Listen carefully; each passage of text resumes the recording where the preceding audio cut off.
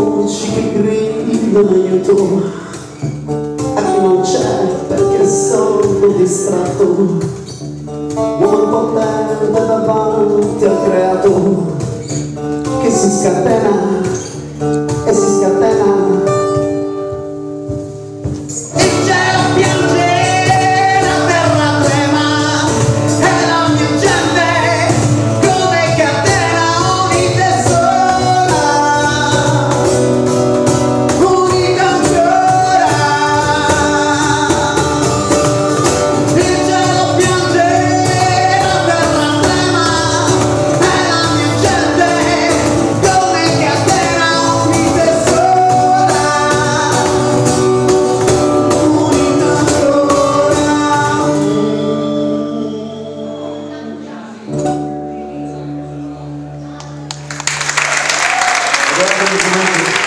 Grazie,